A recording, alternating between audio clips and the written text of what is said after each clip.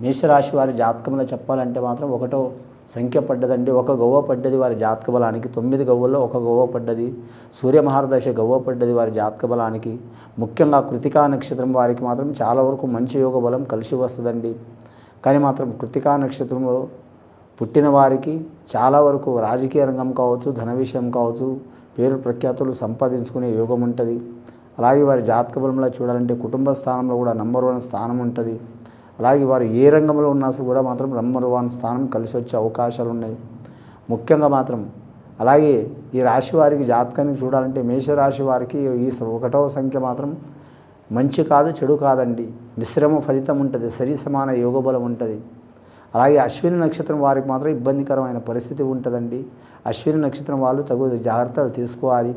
ఈ 1వ సంఖ్య బలంలో చెప్పాలంటే అలాగే 1వ తేదీలో పుట్టినవారు కావచ్చు, 10వ తేదీలో పుట్టినవారు కావచ్చు, 19వ తేదీలో పుట్టినవారు కావచ్చు, అలాగే మాత్రం 28వ తేదీలో పుట్టినవారు కావచ్చు, లేదా పుట్టిన సంఖ్య నెల సంవత్సరంతో కలిపి 1వ సంఖ్య వస్తే కూడిస్తే 1వ సంఖ్య వస్తే ఈ రాశి వారికి మాత్రం మంచి ఫలితం కలిసి వచ్చే అవకాశాలు ఉన్నాయండి.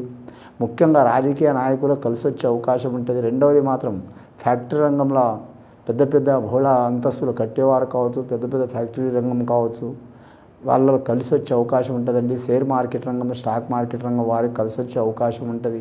వ్యాపార స్థానంలో కలిసి వచ్చే అవకాశం ఉంటుంది.